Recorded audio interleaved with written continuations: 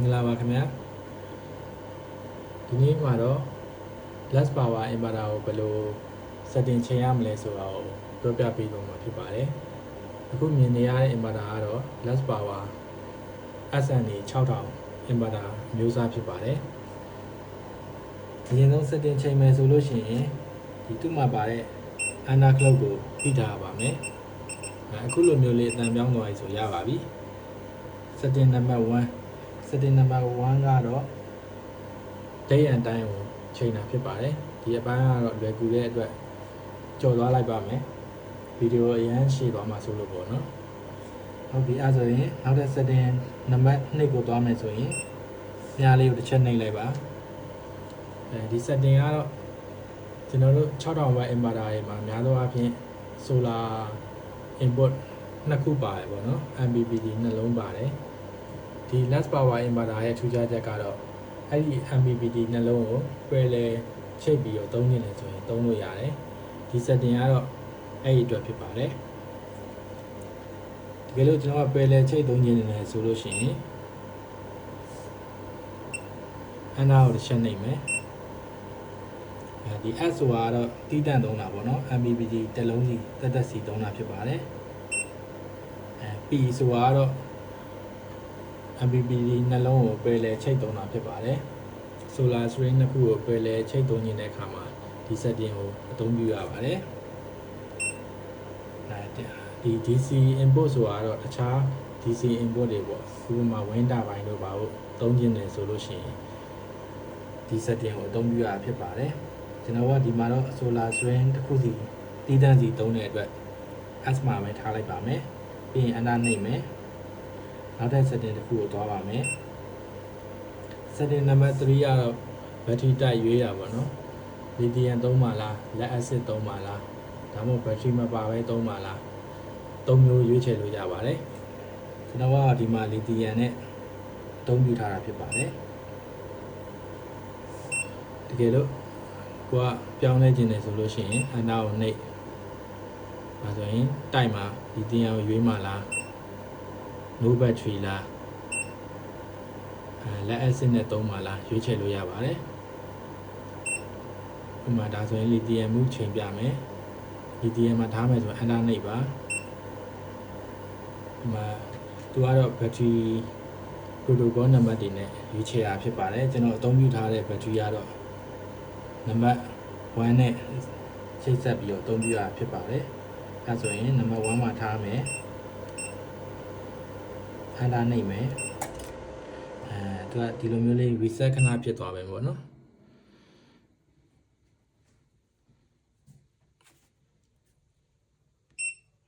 ဒီမှာ percent ပြတဲ့အတွက်ဒါဆိုရင် lithium communication ဆက်ဖြစ်သွားပါပြီဒါဆိုရင်ပုံမှန်တိုင်း AC output လည်းပြန်ထွက်လာပါပြီဟုတ်ပြီဒါဆိုရင်သူက reset ဖြစ်သွားတဲ့အတွက်အနားလေးကိုပြန်ဝင်ရပါမယ် setting လေးကိုပြန်ဝင်ရမယ်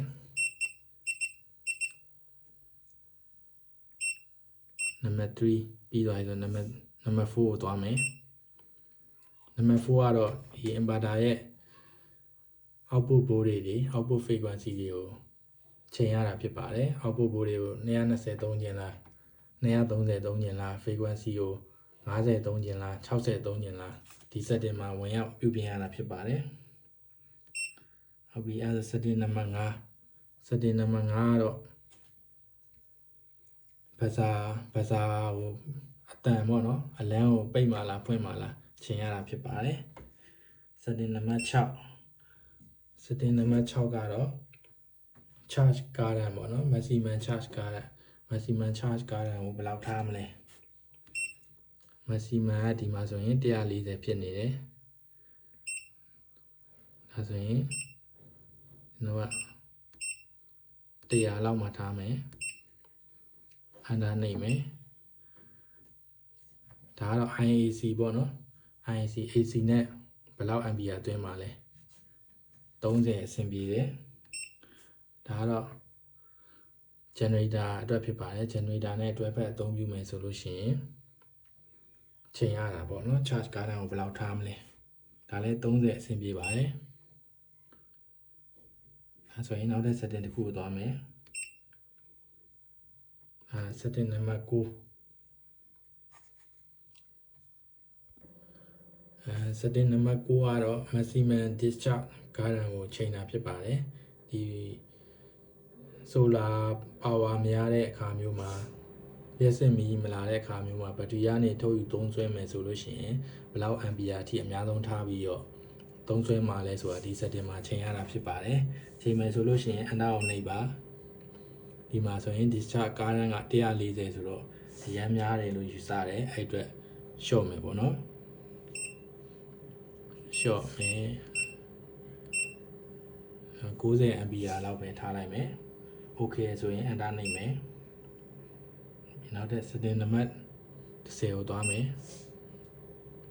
setting နံပါတ်10ကတော့ဒီ discharge control ပေါ့နော် discharge control လုပ်တဲ့အခါမှာဘို့ကိုအခြေခံပြီးလုပ်မှာလား SOC ကိုအခြေခံပြီးလုပ်မှာလားဆိုတာဒီ setting မှာရွေးချယ်ရတာဖြစ်ပါတယ်ကျွန်တော်ကတော့ SOC မှာထားပြီးတော့အသုံးပြုပဲပေါ့နော်ဒါဆိုရင် enter နှိပ်ပါ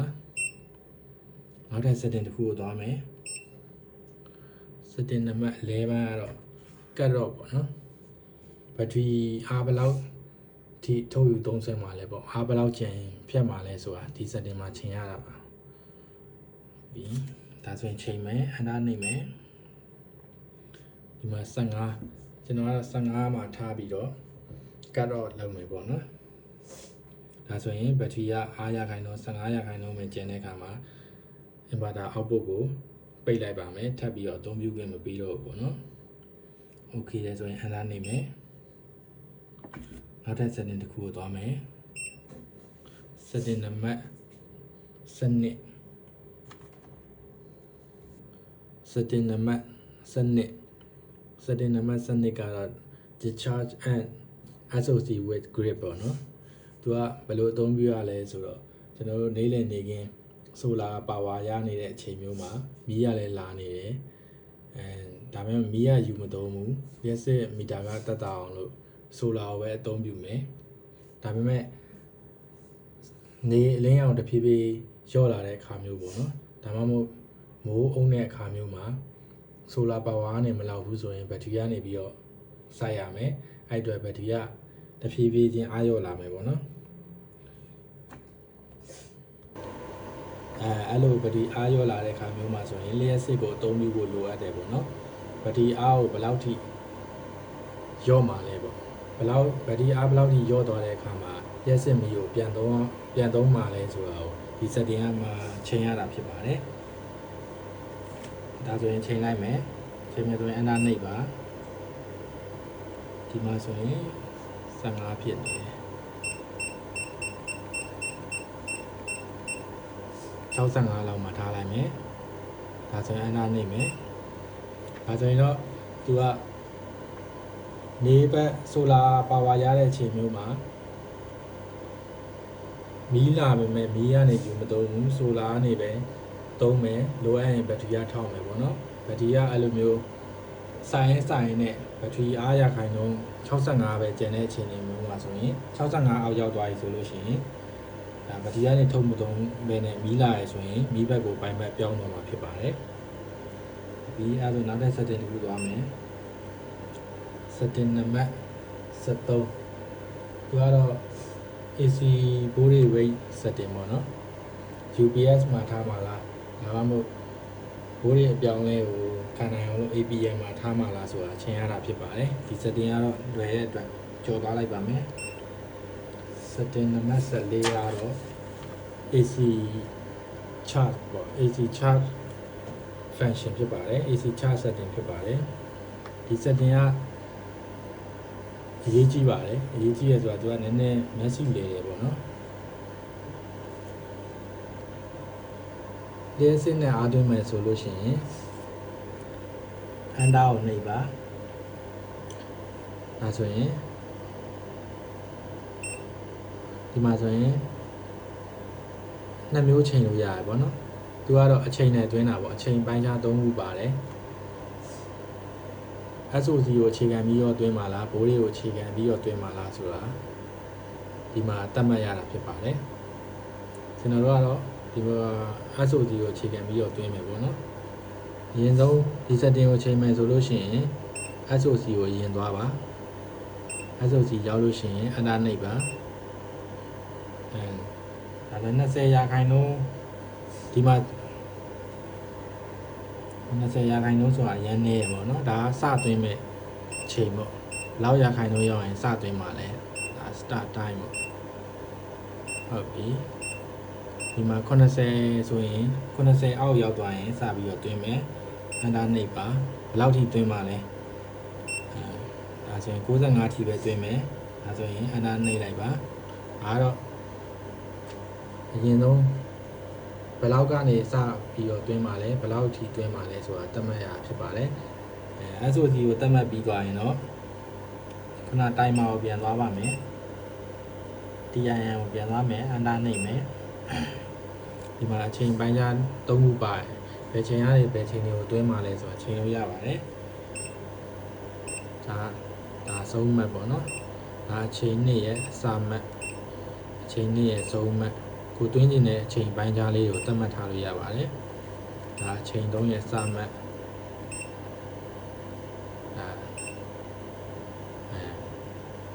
ဒါဆိုရင်တော့အားဝင်ပါပြီပေါ့နော်ကိုသတ်မှတ်ထားတဲ့အချိန်တွင်းမှာ ready person ကလည်းကိုသတ်မှတ်ထားတဲ့ SOC ရာခိုင်နှုန်းအတွင်းမှာပေါ့နော်အတွင်းမှာဖြစ်ပါတယ်တကယ်လို့ကမတွင်းကျင်ဘူးဆိုရင်တော့အန်တာကိုနှိပ်ပါဘာမသွင်းခြင်းဘူးဆိုရင် disable ကိုနှိပ်ပါအန်တာနှိပ်ပါဒါပါပဲဟုတ်ပြီအဲ့ဆိုရင်နောက်ထပ် setting တစ်ခုသွားမယ် setting နံပါတ်15 setting နံပါတ်15ကတော့layer 6ကနေပြီးတော့ bypass သုံးရမှာအချိန်နဲ့သတ်မှတ်ရမှာပေါ့နော်ခုနအားသွင်းသလိုပဲဘယ်ချိန်ကနေဘယ်ချိန်ကို layer 6ကနေယူသုံးမှာလဲဆိုတာသတ်မှတ်ရမှာဖြစ်ပါတယ်ဒါလည်းခုနလိုပဲအားသွင်းသလိုပဲအချိန်ပိုင်းခြားသုံးခုပါပါတယ်ဘယ်ချိန်ကနေဘယ်ချိန်ကို EPC ကနေယူသုံးမှာလဲဆိုတာဒီမှာသတ်မှတ်ရတာဖြစ်ပါတယ်ဟုတ်ပြီဒါဆိုရင်နောက်တဲ့ setting တစ်ခုသွားမယ်ဒါကတော့ setting နံပါတ်16သူကတော့ hybrid ပေါ့နော် hybrid မှုမှာသုံးပါလားသုံးလားဆိုတာဒီမှာသတ်မှတ်ပေးရဖြစ်ပါတယ်သုံးမယ်ဆိုလို့ရှိရင် under နှိပ်ပါ disable ကို enable လုပ်ပါပြီး under နှိပ်ပါဒါတော့ hybrid မှုမှာဒါကတော့ဒီပြန်ပြီး export လုပ်မဲ့ power ကိုသတ်မှတ်ပေးရဖြစ်ပါတယ်အစိုးရကိုပြန်ရောင်းမှာကိုဘယ်လောက်ရောင်းမလဲဆိုတာသတ်မှတ်ပေးရတာဖြစ်ပါတယ်ရောင်းမယ်ဆိုရင် enable ကိုနှိပ်ပါဘယ်လောက်ရာခိုင်နှုန်းရောင်းမှာလဲပေါ့နော်ဒီ6000 watt inverter ရဲ့ဘယ်လောက်ရာခိုင်နှုန်း export လုပ်မှာလဲဆိုတာဒီမှာသတ်မှတ်ပေးရဖြစ်ပါတယ်ဒါကျွန်တော်နိုင်ငံမှာတော့အဲ့ဒီလိုဥပဒေတွေတော့မရှိသေးဘူးပေါ့နော်ဒါဆိုရင်ကျွန်တော်0ပဲထားမယ်မရောင်းဘူးဒါပေမဲ့ hybrid အနေနဲ့တော့သုံးမယ်ပေါ့နော် hybrid ကို enable ထားမယ်ခုန feed in ကို enable ကို disable ပြန်ပြောင်းလိုက်မယ်ပေါ့နော်ဒါဆိုရင်ကျွန်တော်တို့ကအစိုးရကိုတော့ပြန်မရောင်းဘူးဒါပေမဲ့ home load တွေနဲ့တွဲသုံးမှာပေါ့နော်0 export ပေါ့0 export function အနေနဲ့သုံးမှာဖြစ်ပါတယ်ဟုတ်ပြီဒါဆိုရင်နောက်ထပ် setting တစ်ခုသွားပါမယ် setting နံပါတ်setting နံပါတ်ကတော့ lithium battery တွေမှာအားကုန်အောင်သုံးလိုက်လို့ဖြစ်စေ error တစ်ခုတက်လို့ဖြစ်စေပေါ့နော်battery တွေ shut down ကျသွားတဲ့အခါမှာ inverter ကနေပြီးတော့ပြန်နှုတ်ပေးရတဲ့အခါမှာဒီ setting ကိုအသုံးပြုရဖြစ်ပါတယ်အဲ့လိုမျိုးနှုတ်မယ်ဆိုရင်တော့ yes ကိုနှိပ်ပါအန်တာနှိပ်ပါနောက်ထပ် setting တစ်ခုသွားမယ် setting နံပါတ်setting နံပါတ်18က generator တွေနဲ့တွဲဖက်အသုံးပြုမယ်ဆိုလို့ရှိရင် generator C ကနေ input power ကိုဘယ်လောက် watt ထိယူမှာလဲဆိုတာကိုသတ်မှတ်ပေးရဖြစ်ပါတယ်သုံးမယ်ဆိုရင်ဒီမှာတော့ default ကတော့9380ပေါ့နော်တော့ဒီမှာ generator တက်မထားတော့အဲ့ဒါမလို့အဲဆိုရင်နောက်ထပ် setting တစ်ခုသွားမယ် setting နံပါတ်19setting နံပါတ်19ကတော့ကျွန်တော်ကတော့အမျိုးမျိုးစမ်းပြီးသွားပြီ သူကဒီ PVUPS ပေါ့ဘာအသုံးကြမှန်းတော့မသိဘူးအနေပဲထားတာဒီစေးပဲထားတာဘယ်လိုမှမပြောင်းလဲဘူးကျွန်တော်ပဲမချိန်တက်လို့လားတခြားပဲမစမ်းလို့လားအဲ့လိုတော့မပြောတတ်ဘူးစမ်းရင်လည်းစမ်းကြည့်ကြပါကျွန်တော်ကတော့အမျိုးမျိုးစမ်းသပ်ပြီးသွားပြီဘာမှမထူးကြဘူးရာဖြစ်နိုင်တာတခြားနောက်ပိုင်း firmware update တွေပါလောက်လာလို့ရှိရင်အသုံးချရအောင်ထည့်ထားရလဲဖြစ်ရင်ဖြစ်မယ်ဒါမှမဟုတ်တခြား inverter model တွေမှာအသုံးပြုလို့ရတာလဲဖြစ်ရင်ဖြစ်မယ်ပေါ့နော်ဒီမှာတော့သိပြီးရောမထူးကြရဲ့အတွက်တော့ဒီစီးဘက်မှာပဲထားလိုက်မယ်နောက်တစ် setting တစ်ခုသွားမယ်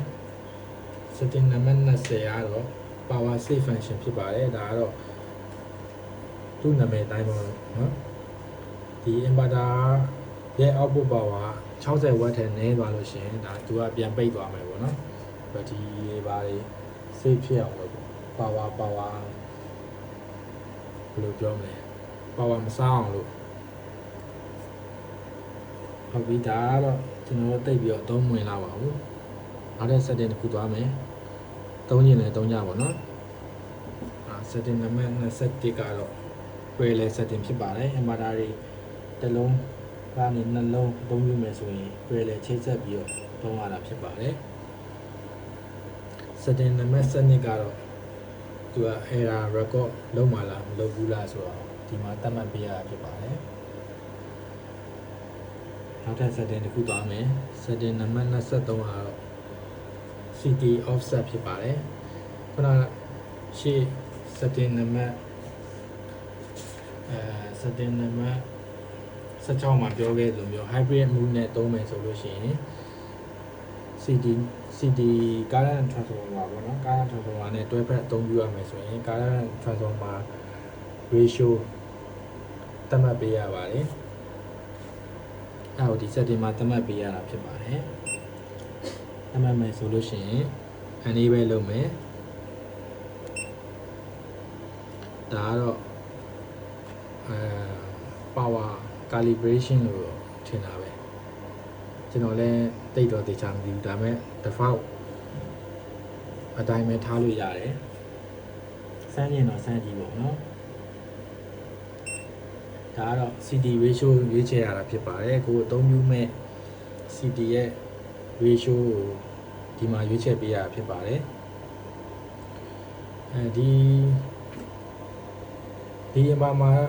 ဒီ inverter မှာတော့ကျွန်တော်တို့ unboxing လုပ်ကြတဲ့က CD ကွိုင်ပါမလာပါဘူးတချို့ inverter တွေမှာတော့ပါလာပါတယ်ကျွန်တော်ဒီ less power inverter ပဲဒီ inverter ကတော့ရန်ကုန်ကဝယ်ထားတာပေါ့နော်ရန်ကုန်ကဆိုင်ကဝယ်ထားတာဒီ inverter မှာတော့ current transformer မှာပါမလာဘူးအရင်တစ်ခေါက်မန္တလေးဆိုင်မှာဝယ်တော့ current transformer မှာပါတယ်ပေါ့နော်ဘယ်လိုကိုဝယ်တဲ့ inverter current transformer မှာပါလာလို့ရှိရင်ဒါသူ့ရဲ့ ratio ကတော့1အချိုး1000ဖြစ်ပါတယ်အဲ့မှာထားပြီးတော့အသုံးပြုရပါမယ်ဘယ်လိုကွာ inverter မှာပါမလာဘူးအပြင်ကဝယ်ရမယ်ဆိုလို့ရှိရင်တော့ကိုဝယ်တဲ့ CD ကွာရဲ့အမျိုးအစားပေါ်မူတည်ပြီးတော့ဒီမှာ setting ချပေးလာဖြစ်ပါတယ်တကယ်လို့ 1S to 2000ဆိုလဲ2000ပေါ့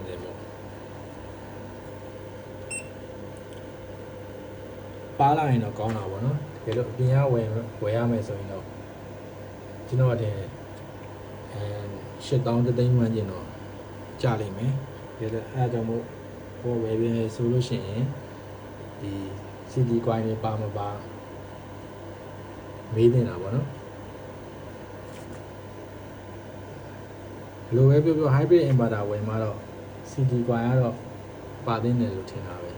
ကျွန်တော်တို့တခြား inverter တွေတရေလို့ solid တို့ဝယ်လဲ CD coin တွေပါပြီးသားပေါ့နော်ဟုတ်ပြီအဲ့ဆိုရင်နောက်တဲ့ setting တစ်ခုသွားမယ်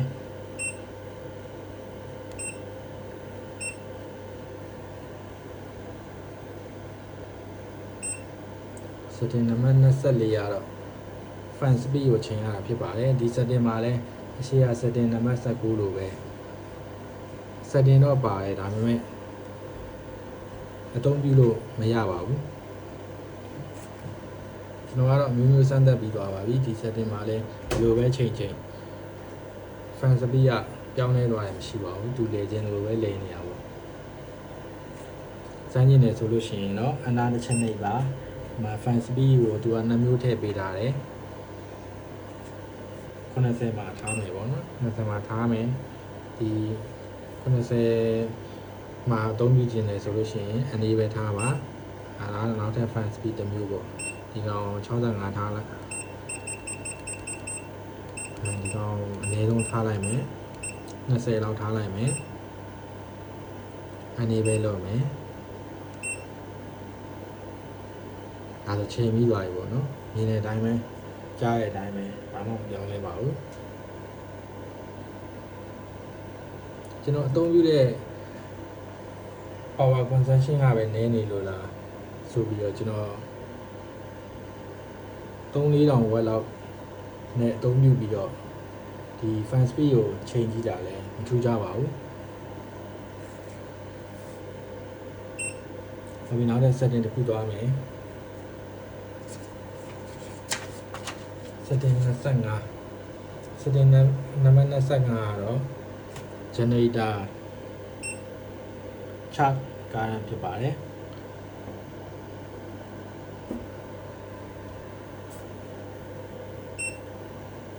အားဘယ်လောက်ကနေစသွင်းမလဲဘယ်လောက်ရာခိုင်နှုန်းဒီသွင်းမလဲဆိုတာဒီမှာချိန်ရတာဖြစ်ပါတယ်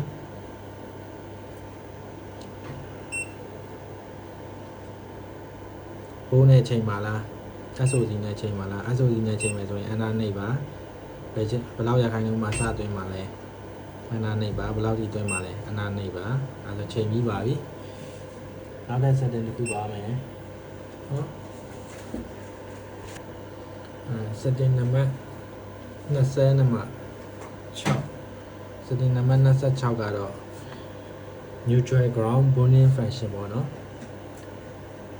neutral နဲ့ ground နဲ့ကိုပေါင်းပြီးတော့အသုံးပြုမယ်ဆိုလို့ရှိရင်ဒီ setting မှာလာပြီးတော့ချိန်ရတာဖြစ်ပါတယ်အသုံးပြုခြင်းနဲ့ဒီ function ကိုအသုံးပြုခြင်းနဲ့ဆိုလို့ရှိရင်တော့အနေပဲကိုနှိပ်ပါဒါပေမဲ့ကျွန်တော်တို့နိုင်ငံမှာတော့ neutral ရတက်တက် ground ကတက်တက်အသုံးပြုတဲ့အတွက်ကျွန်တော်တို့နိုင်ငံအတွက်တော့မလိုပါဘူးအသုံးပြုခြင်းနဲ့ဆိုလို့ရှိရင်တော့အနေပဲမှာထားပါသူကတကယ်လို့မီးလာရဲဆိုလို့ရှိရင်တော့ neutral နဲ့ အနေကမီးပြတ်သွားရဲဆိုလို့ရှိရင်တော့ neutral နဲ့အနေက bonding ဖြစ်သွားပါလိမ့်မယ်မီးလာရဲဆိုလို့ရှိရင်တော့ပြန်ကွာသွားမှာပေါ့နော်သူ့ရဲ့ system က neutral နဲ့ အနေပေါင်းကြဖြစ်တော့ပြန်ပေါင်းပေးကြမလို့တော့ပေါ့နော်အဲ့အတွက်အသုံးပြုရဖြစ်ပါတယ်ကျွန်တော်နိုင်ငံမှာတော့အသုံးပြုကြမလို့ပါဘူးဒီစေးဘက်မှာထားလိုက်မယ်အနာနှိပ်မယ်နောက်တဲ့ setting တစ်ခုသွားမယ် setting နံပါတ်30 setting နံပါတ်30ကပါလဲဆိုတော့ generator boost function လို့ခေါ်ပါတယ်သူကဘယ်လိုလုပ်လဲဆိုလို့ရှိရင်တချို့အိမ်တွေမှာကြတော့ဒီလောက်တွေကမငြိမ်ဘူးပေါ့နော်ဆွဲခြင်းတွေကစောင့်ဆွဲတယ်မဆွဲခြင်းတွေကမဆွဲဘူးအဲဆိုရှင်သူကဒီ generator ကအပြောင်းလဲလိုက်လုပ်ပြရတယ်ပေါ့နော် generator အပြောင်းလဲလုပ်တဲ့အခါမှာဒီ inverter ရဲ့ input မှာလာပြီးတော့မတည်မငြိမ်နေဖြစ်တယ်ပေါ့နော်အဲ့လိုမဖြစ်အောင်လို့ဒီ function ကိုအသုံးပြုမယ်ဆိုလို့ရှိရင်ဒီ generator ရဲ့ generator ပေါ်သူကမူတည်ပြီးတော့ inverter ကနေပြီးတော့သူ့ရဲ့ input power ကို margin တစ်ခုမှထားပြီးတော့အနည်းဆုံးထားပြီးတော့ဆွဲမယ်လို့ပြောပါတယ်ဒါကတော့ manual ရပါတော့တကယ်လုံးမလုံးတော့ကျွန်တော်တို့မသိဘူးဘာပြောလဲ generator သုံးမယ်ဆိုလို့ရှိရင်ဒီ function လေးကိုအနေပဲလောက်ထားတာကောင်းပါတယ်အဲ့ဒါ setting တစ်ခုဒါကတော့ setting နံပါတ်31ဒါကတော့ smart load function ဖြစ်ပါတယ်သူရဲ့အသုံးပြုတဲ့ပုံကတော့သူက dual input dual output ပေါ့နော် primary ရှိမယ် secondary ရှိမယ် primary ကတော့ကျွန်တော်တို့ပုံမှန်အသုံးပြုတဲ့ inverter output ကနေပြီးတော့အသုံးပြုတော့မှာပဲ secondary output ကတော့ဒီ generator အသုံးမပြုလို့ရှိရင်ပဲဖြစ်ဖြစ်ပေါ့နော် generator ရဲ့ input နေရာမှာကိုအသုံးပြုမဲ့ဒီ secondary အတွက်ကိုချိတ်ဆက်ပြီးတော့အသုံးပြုရတာဖြစ်ပါတယ် generator ပေါ့နေရာမှာပေါ့နော်ဥပမာဆိုလို့ရှိရင်အခန်းတစ်ခန်းရှိမယ်ဒီခန်းကတော့အရေးကြီးတယ်ဆိုလို့ရှိရင်အခန်းကို primary ကနေယူသုံးမယ်ဒီနောက်တစ်ခန်းကတော့သူကဗတီအားရှိရင်သုံးမယ်မရှိရင်မသုံးဘူးဆိုလို့ရှိရင်တော့ဒီ secondary ကနေပြီးတော့ယူသုံးမယ်ပေါ့နော်ခုနပြောတဲ့ jam ပေါ်ကနေယူသုံးမယ်သူကဘယ်လိုလုပ်လို့လဲဆိုတော့ဥပမာဗတီအားနည်းနေပြီ65ရာခိုင်နှုန်းအောက်ရောက်ပြီဆိုလို့ရှိရင် secondary ကိုပေးမသုံးကျင်တော့ဘူးဆိုလို့ရှိရင်ဒီ setting နံပါတ်31မှာတတ်မှတ်ရတာဖြစ်ပါတယ်65အောက်ရောက်ရင်ပေးမသုံးကျင်တော့ဘူး90ရာခိုင်နှုန်းလောက်ရောက်မှပေးသုံးမယ်ဆိုလို့ရှိရင်ဒီ setting မှာလာရောက်ချိန်ရဖြစ်ပါတယ်အသုံးပြုမယ်ဆိုရှင် enable ကိုနှိပ်ပါဒါ green နဲ့ကိုအသုံးပြုမှာလားဆိုရင်အသုံးပြုမယ်ဆိုရင် enable ပါ PV လည်းတူတူပါပဲဘယ်လောက် solar watt ဘယ်လောက်မှာစပြီးတော့ဒီ function ကိုအသုံးပြုမှာလဲဆိုတာဒီ setting မှာချိန်ရဖြစ်ပါတယ်အနာနှိပ်ပါဒါတော့ smart load on မဲ့ဘက်ထရီအားရခိုင်တော့ပေါ့နော်ကိုက90လောက်မှာဝင်ကျင်လို့ရှိရင်90မှာထားပါအနာနှိပ်ပါဒါကတော့ smart load off ပေါ့နော်65လောက်ရောက်ရင်ပိတ်မယ်ဆိုလို့ရှိရင်အနာနှိပ်ပါ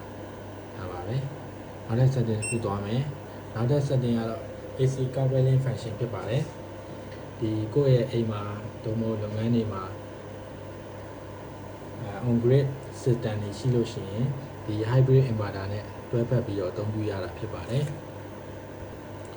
ဥပမာဆိုလို့ရှိရင်ဒီ function ကဘယ်လိုသုံးရလဲဆိုတော့မီးမလာဘူးဘက်ထရီကိုအားသွင်းခြင်းနဲ့ဒီ hybrid inverter ရဲ့ဘက်ထရီကိုအားသွင်းခြင်းနဲ့ပေါ့နော်အဲဆိုရင်ဘယ်လောက်ရာခိုင်နှုန်းမှာစသွင်းမှာလဲဘယ်လောက်ရာခိုင်နှုန်း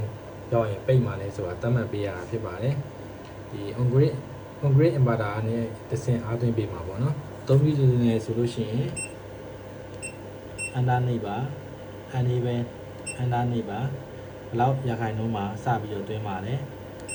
သတ်မှတ်ပေးပါဒါတော့ဘယ်လောက်ရာခိုင်နှုန်းရောက်ရင်ရက်မှာလဲအန္တာနှိပ်ပါဒါပဲပေါ့နော်ဒီနေ့တော့ဒီလောက်ပါပဲ last power ရဲ့ဒီ setting တွေအသုံးပြုပုံတွေအကြောင်းပြောလို့ရှိရင်ဒီလောက်နဲ့တော့မလုံလောက်ဘူးပေါ့နော်တချို့ setting လေးတွေကိုဒီတက်ပို့ပြီးတော့အသေးစိတ်ရှင်းပြဖို့လိုရတယ်ပေါ့နော်ဒါပေမဲ့အချိန်အရင်ကြာသွားမှဆိုရတဲ့အတွက်အချင်းချုပ်ပြီးတော့ပဲပြောပြပေးရတာဖြစ်ပါတယ်ကျေးဇူးတင်ပါတယ်ခင်ဗျာနောက်တဲ့ဗီဒီယိုတွေမှာကြုံကြရင်လည်းကျွန်တော်တေးသလောက်လေးတွေရှင်းပြပေးတော့မှာဖြစ်ပါတယ်ကျေးဇူးတင်ပါတယ်